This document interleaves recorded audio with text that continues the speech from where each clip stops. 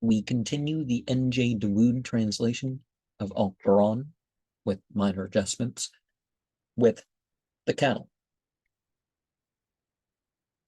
In the name of Allah, the compassionate, the merciful, praise be to Allah who has created the heavens and the earth and ordained darkness and light, yet the unbelievers set up other gods as equals with their Lord.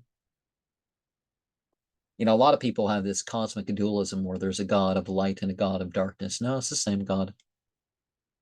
It is he who has created you from clay. He has decreed a term for you in this world and another in the next. Yet you are still in doubt. He is Allah in the heavens and on earth. He has knowledge of all that you hide and all that you reveal. He knows what you do. Yet every time a revelation comes to them from their Lord, they give no heed to it. Thus they deny the truth when it is declared to them, but they shall learn the consequences of their scorn. Can they not see how many generations we have destroyed before them? We had made them more powerful in the land than yourselves, sent down for them abundant water from the sky, and gave them rivers that rolled at their feet. Yet because they sinned, we destroyed them all and raised up other generations after them. If we sent down to you a book inscribed on real parchment, and they touched it with their own hands, the unbelievers would still assert, this is but plain sorcery. And by sorcery, they mean sihr, which isn't necessarily ritual drug use, which is sort of the origin of the term for sorcery, or it's not necessarily putting things to chance, which is another origin of the term for sorcery, our English word. It is playing with the heat. In the ancient Egyptian, you had the sahar as well. So you had the sin or the thod to start the word. But basically, the implication is they're doing something with the heat, something with the fire beams. They ask, why has no angel been sent down to him? If we had sent down an angel, their fate would have been sealed, and they would have never been reprieved. If we had made him an angel, we would have given him the semblance of a man, and would have thus added to their confusion. Other apostles have been laughed to scorn before you, but those that scoffed at them were felled by the very scourge they had derided. Say, roam the earth, and see what was the fate of those that disbelieved. Say, to whom belongs all that the heavens and the earth contain. Say to Allah, he decreed mercy for himself, and will gather you all on the day of resurrection. That day is not to be doubted. Those who have forfeited their souls will never have faith. His is whatever takes its rest in the night or in the day. He hears all and knows all. Say, should I take any but Allah for my defender, creator of the heavens and the earth? He gives nourishment to all and is nourished by none. Say, I was commanded to be the first to submit. You shall serve no other God besides him. Say, I will never disobey my Lord, for I fear the torment of a fateful day. And of course, the implication is that there is no other God besides him.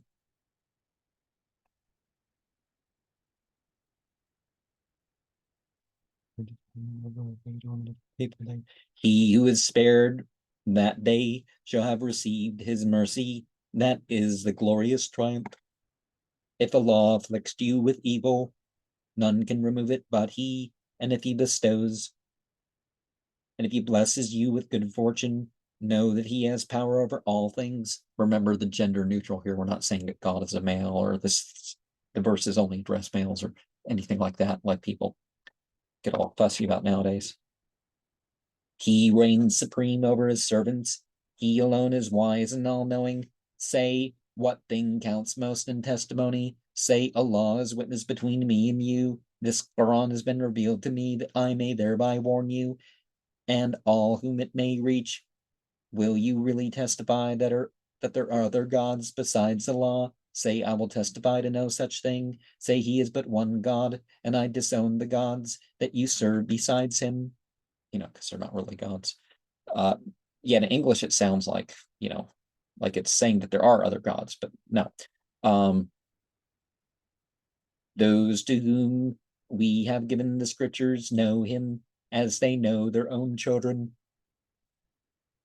But those who have forfeited their souls will never have faith. Who is more wicked than the man who invents the falsehood about Allah or denies his revelations? The wrongdoers shall never prosper. On the day we gather them all together, we shall say to the misassociators, where are your idols now? By idols, they mean partners. People that, partners in divinity, basically, associates in that. But there are no associates in divinity, is the thing. Whom you suppose to be your gods. So see, the passage draws the word usage that they're supposed, they will not argue, but will say, by Allah, our Lord, we have never worshipped idols. We shall see how they will lie against themselves and how the deities of their own invention will forsake them.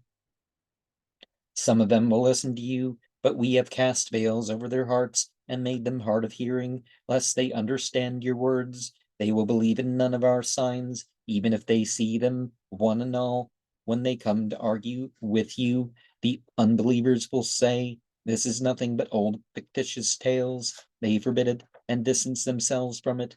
They ruin none but themselves, though they do not perceive it.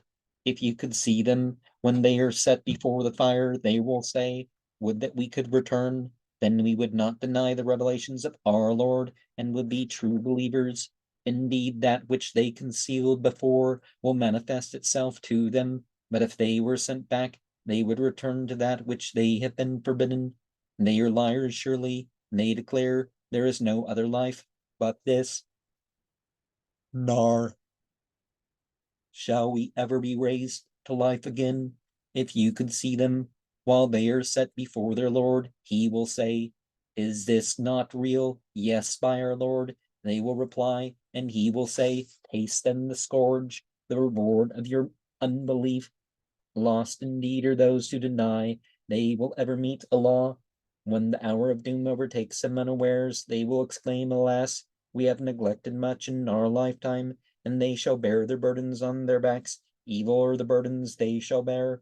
The life of this world is but a sport and pastime. Surely better is the life to come for those that fear Allah. Will you not understand? We know too well that what they say grieves you. It is not you that they are disbelieving. The evildoers deny Allah's own revelations. Other apostles have been denied before you, but they patiently bore with disbelief and persecution until our help came down to them, for none can change the decrees of Allah. You have already heard of those apostles. If you find their aversion hard to bear, seek if you can a chasm in the earth or a ladder to the sky, by which you may bring them a sign. Had Allah pleased, he would have given them guidance, one and all. Do not be foolish then. And so is it Surah 17? It has a similar verse, but people act like you can just open up these pathways through the material world and at will, to ascend and descend. It's not quite that simple, right? Those that can hear will surely answer. As for the dead, Allah will bring them back to life. To him they shall all return. They ask, why has no sign come down to him from his Lord? Say, Allah is well able to send down a sign, but most of them are ignorant men. All the beasts that roam the earth and all the birds that wing their flight are but communities like your own. We have left out nothing in the book. They shall all be gathered before their Lord. Deaf and dumb are those that deny our revelations. They blunder about in darkness. Allah confounds whom he will and guides to a straight path whom he pleases. Say, but do consider, when Allah's scourge smites you and the hour of doom suddenly overtakes you, you will call on any but Allah to help you. Answer me if you were truthful. Know on him alone you will call, and if he please, he will relieve your affliction. Then you will forget your idols. We sent forth apostles before you to other nations and afflicted them with calamities and misfortunes. so that they might humble themselves, if only they humbled themselves when our scourge overtook them. But their hearts were hardened, and Satan made their deeds seem fair to them. And when they had clean forgotten our admonition, we granted them all that they desired. But just as they were rejoicing in what they were given, we suddenly smote them, and they were plunged into utter despair.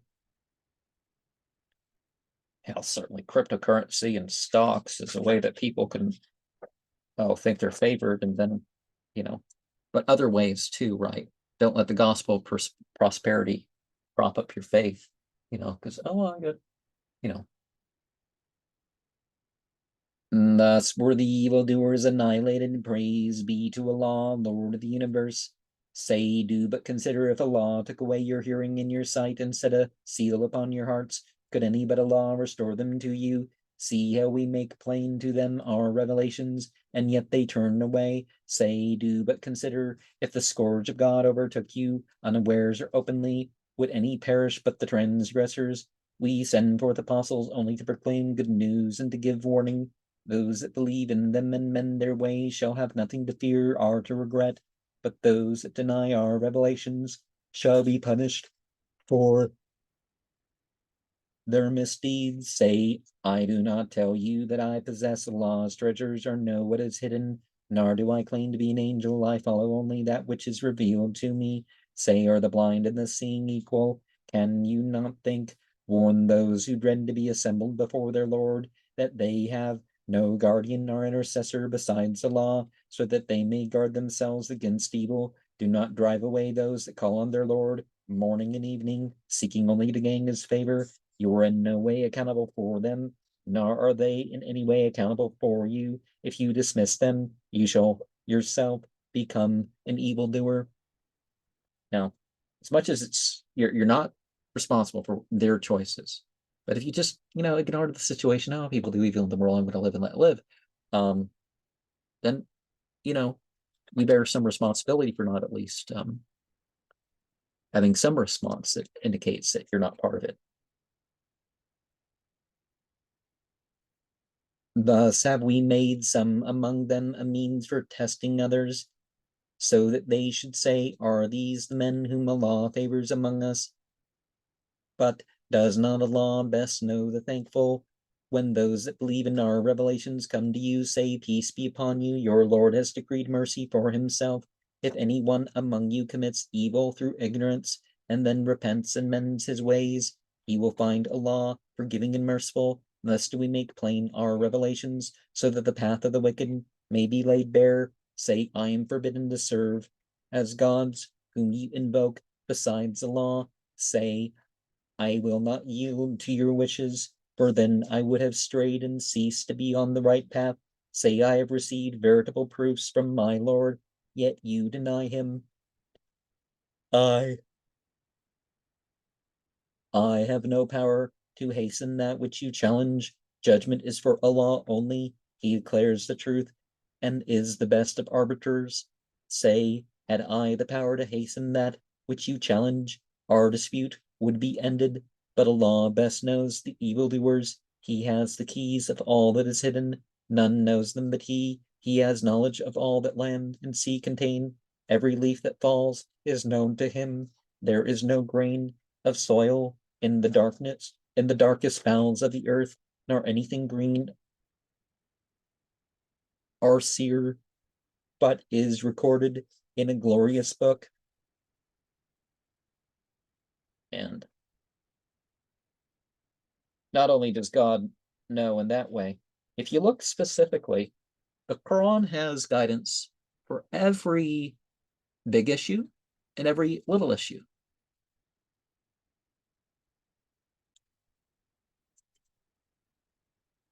It is He that claims you back by night, knowing what you have done by day, and then rouses you up to fulfill your allotted span of life. Then to Him you shall return, and He will then declare to you all that you have done. He reigns supreme over His servants. He sends forth guardians who watch over you and carry away your souls without fail. When death overtakes you, then are all men restored to Allah, their true Lord.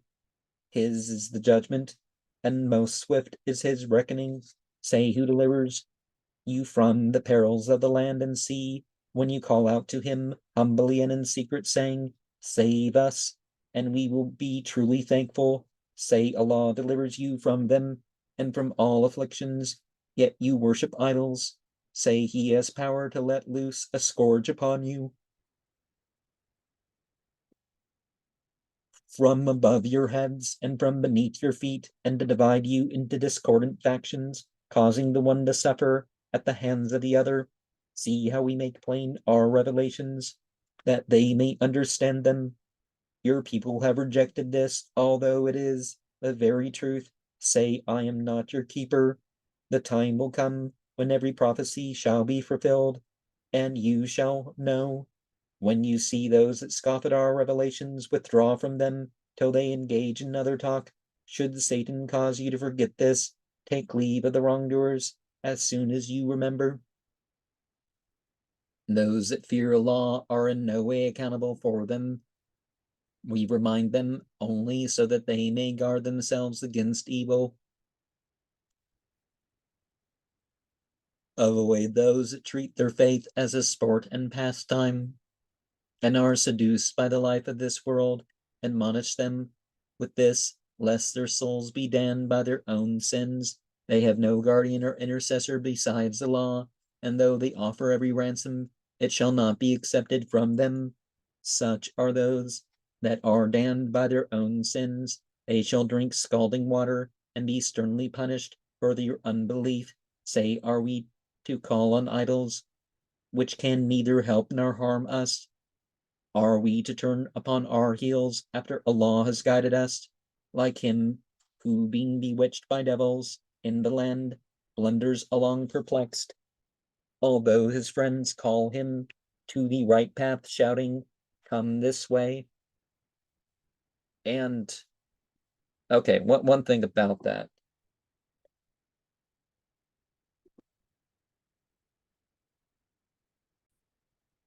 is it reminds of a verse regarding Muhammad explicitly, because there's only 4 that mention his name, and 1 that mentions one of his titles. And the first one, 344, similarly talks about people turning their back after being guided on their heels. Turning on their heels, is the phrase. Say Allah's guidance is the only guidance. We are commanded to surrender ourselves to the Lord of the universe, to pray and fear him. Before him you shall all be assembled. It was he who created the heavens and the earth in all truth. On the day when he says, be, and it shall be, his word is the truth. All sovereignty shall be his. On the day when the trumpet is sounded, he has knowledge of the unknown and the manifest. He alone is wise and all-knowing. Hell of Abraham, who said to Azar his father, will you worship idols as your gods? Surely you and all your people are in palpable error. Thus did we show Abraham the kingdom of the heavens and the earth, so that he might become a firm believer. When night drew its shadow over him, he saw a star. That he said is surely my God. But when it faded in the morning light, he said, I will not worship gods that fade. When he beheld the rising moon, he said, that is my God. But when it set, he said, if my Lord does not guide me, then surely I shall go astray. Then, when he beheld the sun rising, he said, that must be my God. It is the largest. But when it set, he said to his people, I disown your idols. I will turn my face to him who has created the heavens and the earth and will live a righteous life. I am no idolater. His people argued with him. He said, will you argue with me about Allah, who has given me guidance? I do not fear your idols unless my Lord so willed. My Lord has knowledge of all things. Will you not be warned? And how should I fear your idols when you yourselves are not afraid of serving idols, not sanctioned by Allah? Which of us is more deserving of salvation? Tell me if you know the truth. Now, we see before this passage that kind of captures that whole starburst thing. If you've ever, you see the, if you've seen the tarot deck, the star card is really captured by this passage. But he's informed. He's informed beforehand. So it's like, oh, is that it? No, this is why. Is that it? No, this is why. Is that it? No, this is why. And they're like, wait a second. I'm not sure if they would have caught on, but they're like, well, okay, we get your reasoning, but we don't agree with your conclusion. But that's your choice. But the whole thing is the new information's coming in through the heavens. Those that have faith and do not taint their faith with wrongdoing shall surely earn salvation, for they follow the right path. Such was the argument with which we furnished Abraham against his people. We raise whom we will to an exalted rank. Your Lord is wise and all-knowing. We gave them Isaac and Jacob and guided them both, as we had guided Noah before. Among his descendants were David and Solomon, Job and Joseph, and Moses and Aaron. Thus do we reward the righteous, Zacharias and John, Jesus and Elias. All were upright men, and Ishmael and Elisha, Jonah and Lot. All these we exalted above the nations, as we exalted some of their fathers, their children, and their brothers. We chose them and guided them to a straight path, such as the law's guidance he bestows it on whom he pleases of his servants. Had they served others as gods beside him, their labors would have been vain indeed. On those men we bestowed the scriptures, wisdom, and prophethood. If those are denied by this generation, we will entrust them to others who will not deny them. So, we're not talking about founding a new religion. We're talking about, the old religion that every prophet's upon. It's not new, a new religion, a new religion. And it's not this conflicting thing. Oh, dispensations, like they're different. Like at one point you're one religion and then another religion was the right religion. And no. Those were the men whom Allah guided. Follow then their guidance and say, I demand of you no recompense for this. It is but an admonition to all mankind. They have no true notion of Allah's glory. Those that say Allah has never revealed anything to a mortal say, who then revealed the scriptures when Moses brought down a light and a guide for mankind? You have transcribed them on scraps of paper, declaring some and suppressing much. Though now you have been taught what neither you nor your fathers knew before, say Allah, then leave them to amuse themselves with foolish chatter. And this is a blessed book which we have revealed, confirming what came before it, that you may warn the mother city and those that dwell around her. Those who believe in the life to come will believe in it and be steadfast in their ritual prayers. Who is more wicked than the man who invents a falsehood about Allah? R says, this was revealed to me when nothing was revealed to him. Or the man who says, I can reveal the like of what Allah has revealed. And what's that verse in the Quran? He's not avid of the unseen. He's not avid or stingy regarding the unseen.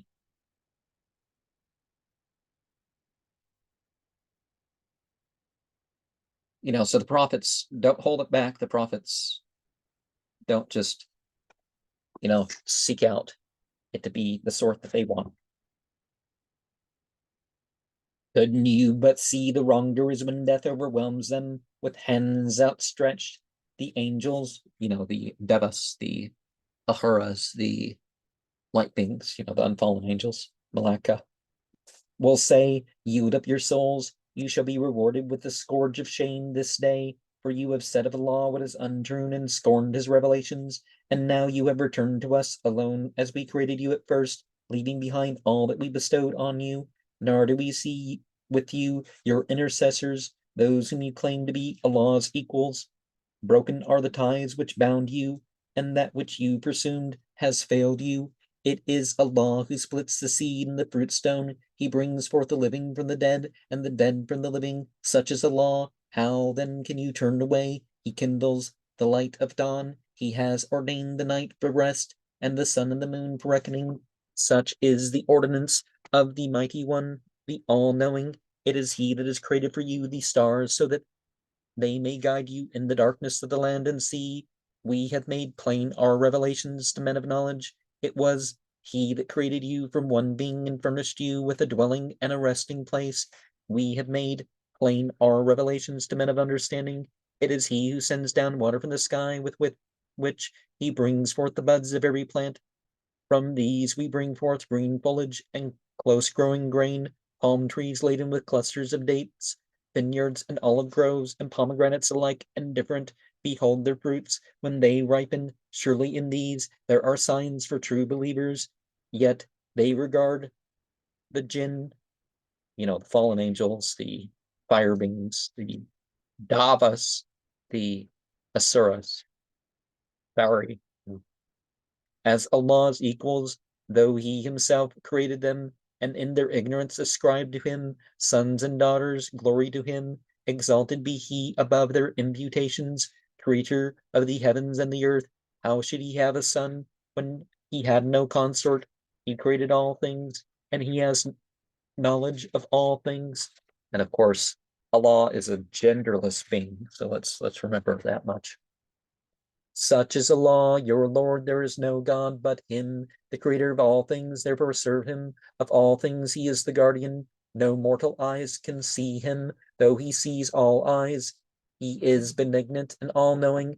Momentous signs have come to you from your Lord. He that sees them shall himself have much to gain, but he who is blind to them shall lose much indeed. I am not your keeper. Thus do we make plain our revelations, that they may say, you have studied deep, and that this may become clear to men of understanding. Therefore follow what has been revealed to you from your Lord. There is no God but Him. Avoid the misassociators. Had Allah pleased, they would not have worshipped idols. Now, we keep saying idols, but really the word is, they would not have taken something as a partner in divinity. We have not made you their keeper, nor are you their guardian. Do not revile the idols which they invoke beside Allah, lest in their ignorance they revile Allah with rancor. And thus have we made the actions of each community seem pleasing to itself. To their Lord they shall return, and He will declare to them what they have done. So yeah, the response to blasphemy shouldn't even be blaspheming their path in return. They solemnly swear by Allah that if a sign be given them, they would believe in it. Say signs are only vouchsafed by Allah, and how can you tell that if a sign be given them, they will indeed believe in it? We will turn away their hearts and eyes from the truth, since they refuse to believe in it at first. We will let them blunder about in their wrongdoing. If we sent the light beings down to them, the unfallen angels, and caused the dead to speak with them, and ranged all things in front of them, they would still not believe unless Allah willed otherwise, but most of them are ignorant men. It's important. Most languages actually distinguish between the malaika and the jinn. In English, we can use the word angel for either of those, which can create some theological issues, or cosmological, more like it, but was that ignorant men? Thus we have assigned for every prophet an enemy, the devils among men and jinn, who inspire each other with vain and varnished falsehoods. But had your Lord pleased, they would not have done so. Therefore leave them to their own inventions, so that the hearts of those who have no faith in the life to come may be inclined to what they say, and being pleased persist in their sinful ways. Should I seek a judge other than Allah, when it is He who has revealed the book for you with all its precepts? Those to whom we gave the scriptures know that it is the truth revealed by your Lord. Therefore have no doubts. Perfected are the words of your Lord in truth and in Perfected are the words of your Lord in truth and justice. None can change his words. He hears all and knows all. Now, people can change what they say about God's words. If you obeyed the greater part of those on earth, they would lead you away from Allah's path. They follow nothing but idle fancies and preach nothing but falsehoods. Surely your Lord is best aware of those that stray from his path, as he best knows the rightly guided. Those who have edited the scriptures, like one of the things that the ancient Hebrews did is they sometimes even said, oh, this is the same number value and we're going to put something else in. And there's some manuscript evidence that they literally did that and some other things.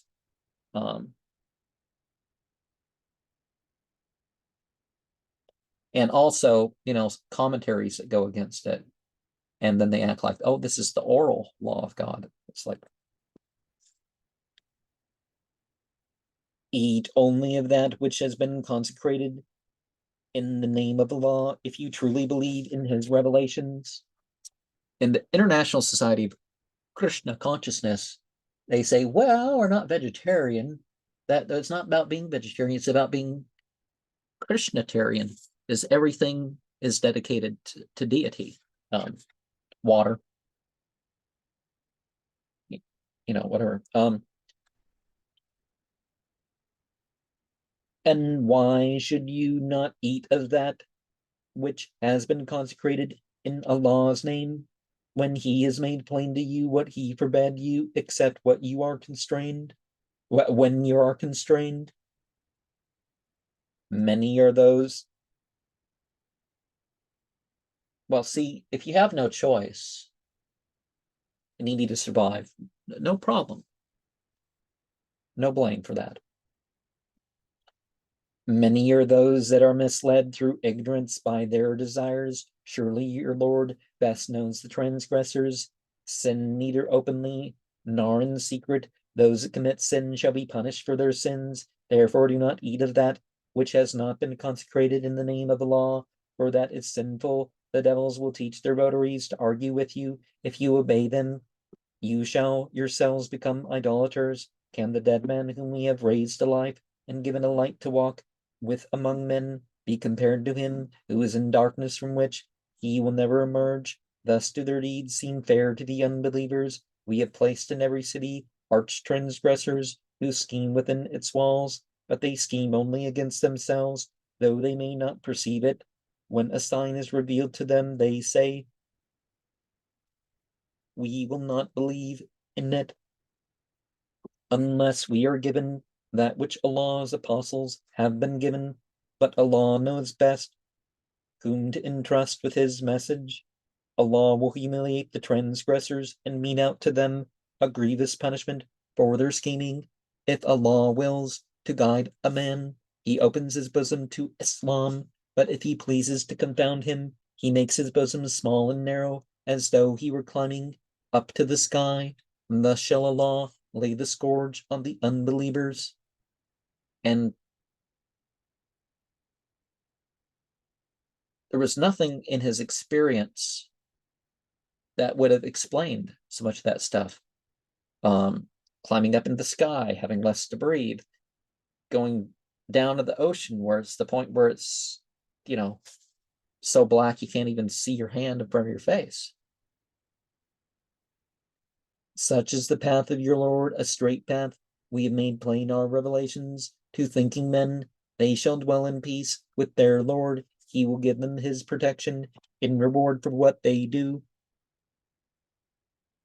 On the day he assembles them all together, he will say, Jinn, you have seduced mankind in great numbers, and their votaries among mankind will say, Lord, we have enjoyed each other's fellowship, but now we have reached the end of the appointed term which you decreed for us.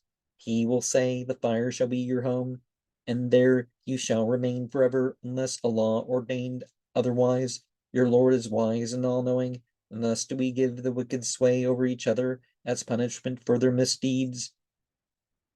Then he will say, Jinn and men, Did there not come to you apostles of your own who proclaimed to you my revelations and warned you of this day? This is one of the verses that one guy I knew would use in exorcisms. They will reply, we bear witness against our own souls. Indeed, the life of this world seduced them. They will testify against themselves that they were unbelievers. Nor would your Lord destroy the nations without just cause and due warning. They shall be rewarded according to their deeds. Your Lord is never heedless of what they do. Your Lord is the self-sufficient one, the merciful. He can destroy you if he wills and replace you by whom he pleases, just as he raised you from the offspring of other nations. And that which you are threatened with is sure to come. Escape it you shall not. Say, do all that is in your power, my people, and I will do what is in mine. You shall before long know who is to gain the reward of the hereafter. The wrongdoers shall not triumph. They set aside for a law a share of their produce and of their cattle, saying, this is for a law. So they pretend, and this for our idols. Their idols share not, their idols' share does not reach the law, but the share of a law is wholly given to their idols. How ill they judge! Their idols have induced many misassociators to kill their children, seeking to ruin them and to confuse them in their fate. Had a law pleased them, they would not have done so. Therefore, leave them to their false inventions. And sometimes it's not directly in the way that you would say, "Oh, they're killing them." Well, sometimes it's through, putting them in a situation that would deprive them, or make them sick, or you know how a lot of religions include drugs. So slow suicide through that. Um,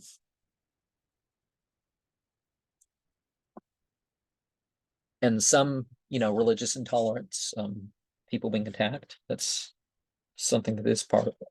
They say these animals and these crops are forbidden. None may eat of them save those whom we permit. See, if there's a rule, it's sort of a rule for everybody as a rule, right? Unless there's like a prophet and the prophet specifically, so they assert. And there are other beasts which they prohibit men from riding, and others over which they do not pronounce the name of Allah, thus committing a sin against him. He will punish them for their invented lies. They also say the offspring of this cattle is lawful to our males, but not to our females. But if it is stillborn, they all partake of it. Allah will punish them for that which they impute to him. He is wise and all-knowing. Now, it's one thing in the womb and, half-hatched babies and eggs and all that sort of stuff. But stillborns are a particularly risky thing to eat because you don't know, did it die in the womb because of some ailment that can be passed on through consuming it? Losers are those that in their ignorance have wantonly slain their own children and made unlawful what a law has given them, inventing falsehoods about a law. They have gone astray and are not guided. It is he who brings gardens into being, creepers and upright trees, the palm and all manner of crops, olives and pomegranates alike, and different. Eat of these fruits when they ripen, and give away what is due of them upon the harvest day. But you shall not be prodigal. He does not love the prodigal. Of the beast you have, some are for carrying burdens, and others for slaughter. Eat of that which Allah has given you, and do not walk in Satan's footsteps. He is your inveterate foe.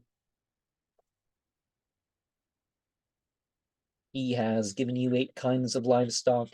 Take first a pair of sheep and a pair of goats. Of these, he has forbidden you the males, the females are their offspring. Answer me, if you are men of truth. Then a pair of camels and a pair of cattle. Say, of these, has he forbidden you the males and the females are their offspring? Were you present when Allah gave you these commandments? Now, obviously, we're talking about full on some groups here. So, you got the camels, the goats, the sheep, the cow. Well, I guess that would make 4, but if the cow includes the ox and buffalo and stuff among its group. Okay. Allah gave these commandments. Who is more wicked than the man who, in his ignorance, invents a lie about a law to mislead others? A law does not guide the wrongdoers. Say, I find nothing in what has been revealed to me that forbids men to eat of any food except carrion, running blood, and the flesh of swine, for these are unclean, and the flesh that has been profanely consecrated to others as gods other than Allah, but to whoever is constrained, intending neither to sin nor to transgress, will find your Lord forgiving and merciful. And so the swine's flesh, running blood, pulled blood, whatever. The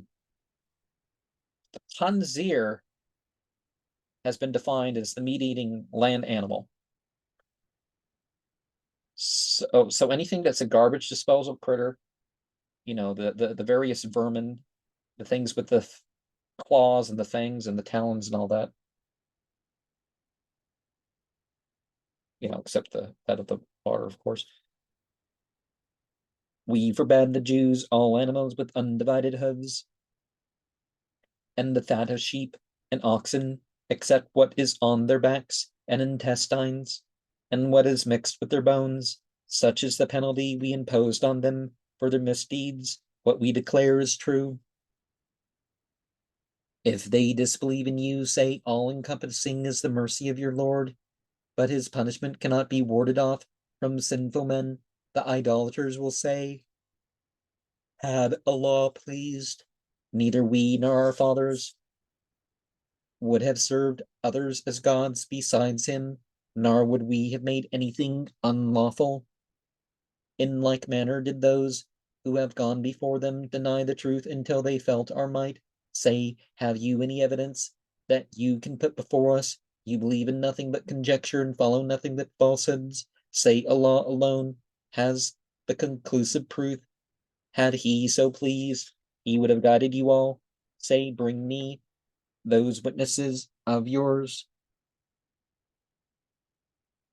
who can testify that Allah has forbidden this. If they so testify, do not testify with them, nor yield to the wishes of those that deny our revelations, disbelieve in the life to come, and set up others as gods, as equals with their Lord. That was the word,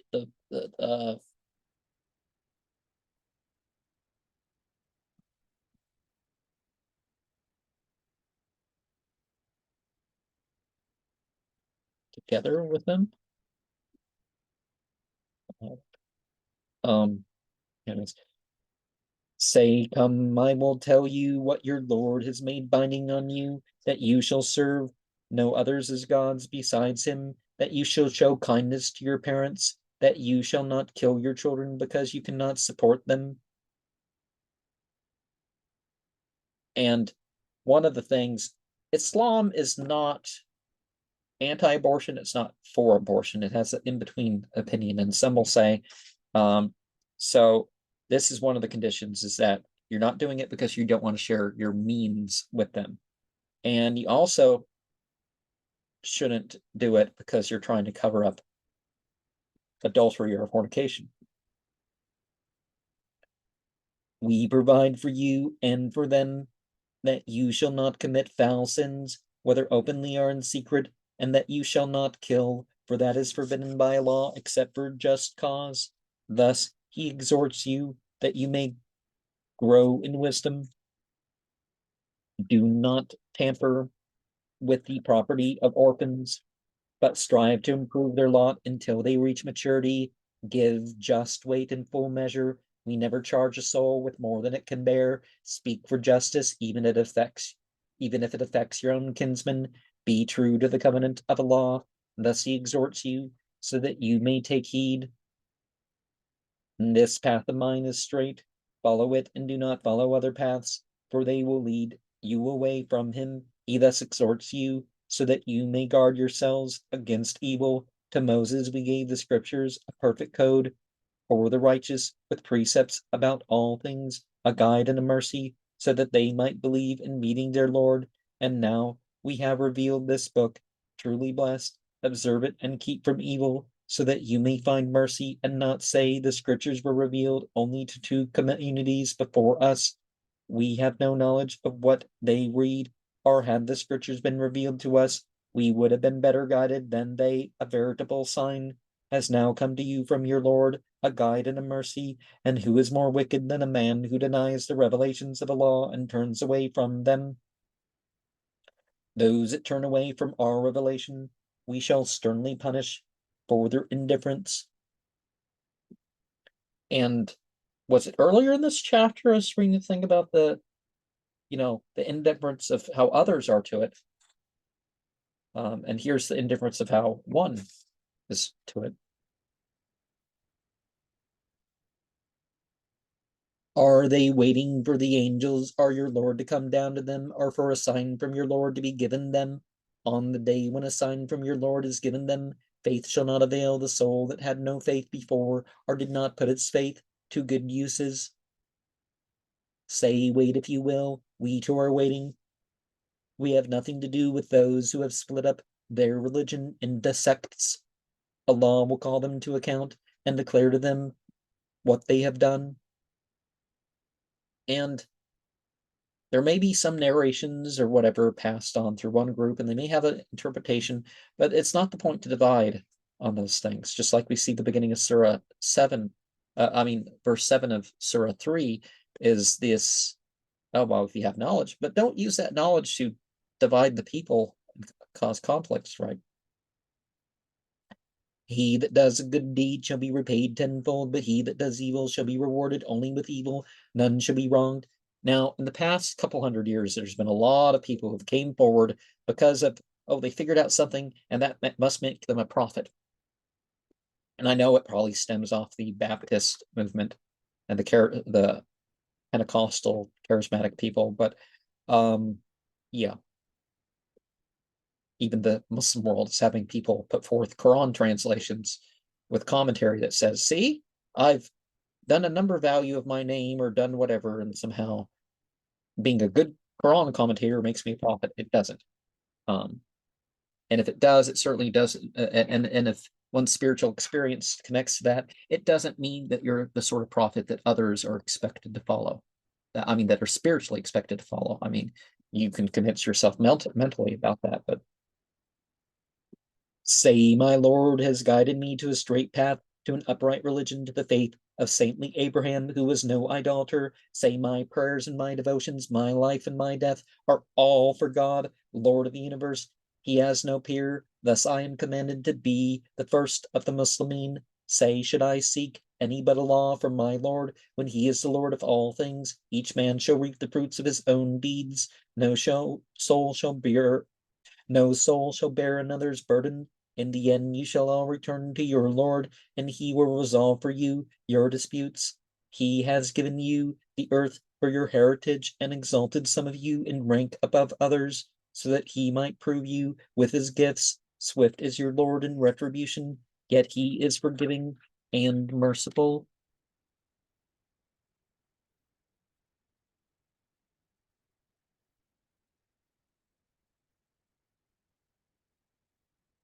And we saw cattle superstition, animal superstitions, animal superstitions.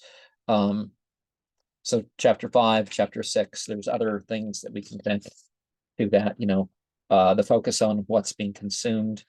Those two chapters stand out. Some pairs or groupings are more than two, by the way, but I think you can divide the Quran into,